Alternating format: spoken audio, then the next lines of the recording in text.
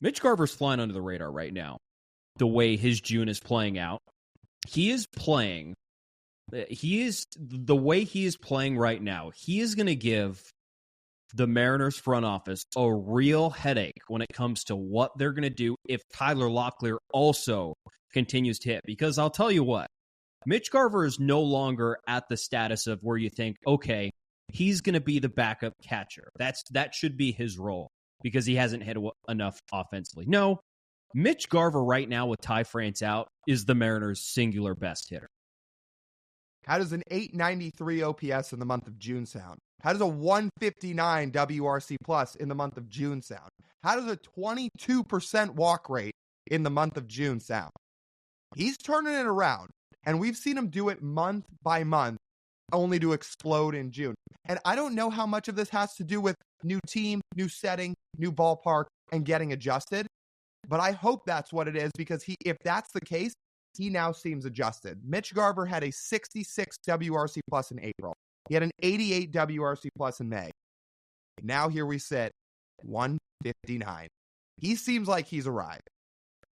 It's almost like I don't want to say it's an outlier month because he's a good hitter, but it's almost an outlier in terms of what the results are. He legitimately has never walked as much in a month as he has this month. He's still got some time left in this month for that number to normalize and potentially go down. I think his other career high walking in a month is I think it's 21.9. It's not 22. So the current 22% mark, yeah, maybe it's a little high and maybe that'll come down. But I'm just guesstimating here in terms of his offensive approach. We've highlighted a few weeks ago now when we did our third of the way through the season player evaluations, the two guys we spent the most time on, Mitch Garver and Jorge Polanco. And what we ultimately got to with Mitch Garver is, especially facing right-handers, breaking balls have killed him this year. Is he to the point now in June where he has decided that he's just not going to swing at breaking balls as much because he knows he's not having success against them, and that therefore leads to this higher walk rate? I feel like that could be a possibility here in how his offensive performance has evolved. And then if you add on top of that, so it's like, okay, well, I'm not swinging at breaking balls, which means I'm only swinging at fastballs, I'm only swinging at sinkers, and I'm only swinging at changeups. And all those pitches he's hit pretty well this year, especially now going through June. And it's helped out. It has led to less ground balls. It's led to about the same amount of fly balls, and it's led to a lot more line drives where when he does swing, he's making a lot more damage. He's swinging and missing less. He's chasing less. His strikeout rate now in June is 20%. That's incredible for him going through the first 2 months at about 32%. That's a remarkable improvement. Last time we talked about Mitch Garver, we said, what does he do best in his career? Hits the fastball. First couple months of the year, him and most of the Mariners offense, to be honest, wasn't capitalizing on fastballs. Well, let's look at Mitch Garver now, because his numbers against four-seam fastballs feature a 600 slugging percentage. And if you wonder if that's sustainable, his expected slug against that pitch, 601. In other words, it is very sustainable. What he is doing against fastballs now is very real, and it has done a total 180 for where his season has gone. He was not crushing fastballs like this the first couple months. Now he is, and everything has flipped for him in a very, very positive way. He started to hit fastballs. He started to produce. What if I told you he's also a little unlucky this month? His BABIP this month is 180. Mm-hmm.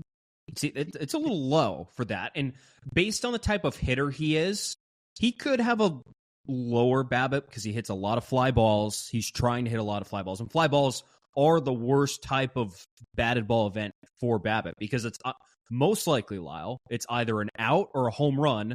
An out goes against your BABIP. A home run doesn't count. So it's going to be lower.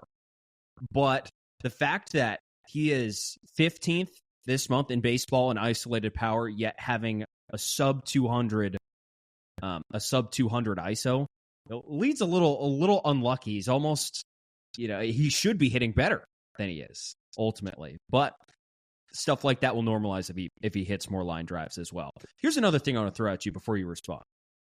So Mitch Garver caught his first baseball game. He caught George Kirby for the first time in a Mariners uniform on May 29th.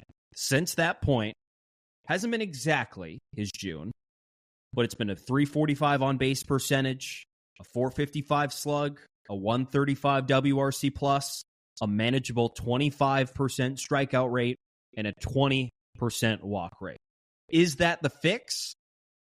I don't know. But he sure has been hitting well since that point. You thought it could ignite his bat, and it has.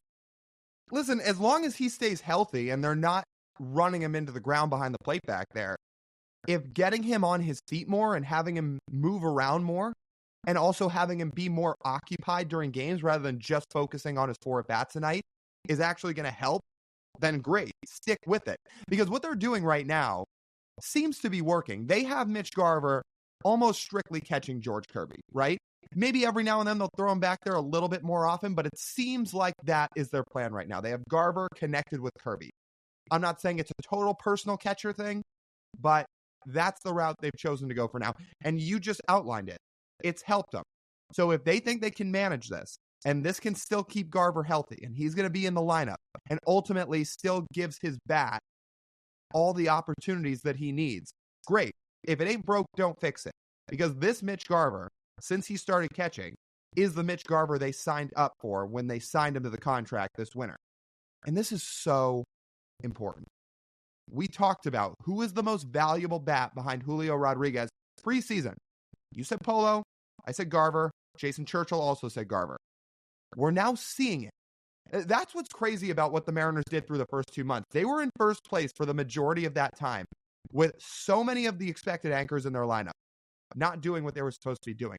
Now Garver's really gotten going. And you know what? When Jorge Polanco comes back, which is going to be in the next couple days, let's hope he's finally ready to unlock all the potential he has in his bat too. I don't know if you've realized this as well. So there's 24 games before the All-Star break. If Mitch Garver played every single one of those games, he would have now at that point only played 2 less games than he did all of last year. He's been on a knock on wood, find some wood. He's been on a pretty good run of health here.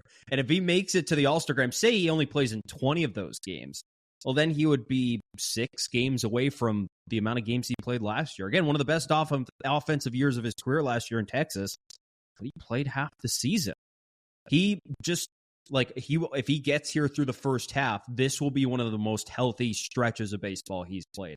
And then you feel like, I guess, you're playing with house money in the second half because he's legitimately never done it. Never done that. 103 games is the most he's played in his career. And so far, it looks like he's going to break that. That's what it looks like. And if he can combine games played and offensive performance, yeah, that $12 million looks like a bargain. Right. Not a waste. Here's our reminder to everybody again. And most of you know this. Our listeners are smart people. But this is exactly why you do not use batting average to judge a player. When you outlined his BABIP and how he could actually be better this month, he's hitting 205 for the month, batting average-wise, but has an 893 OPS and a 159 WRC+. This is why you don't use batting average to judge a player. Yeah, notice I didn't use the batting average since he started catching. He's hitting 182 since then. But his WRC plus is what? Really good. 135, and he's got a 345 on base percentage. Like, he's reaching base. That's what you want. Yeah. Stop using batting average, people. Most of you know that. If you're a batting average person listening, though, stop using it.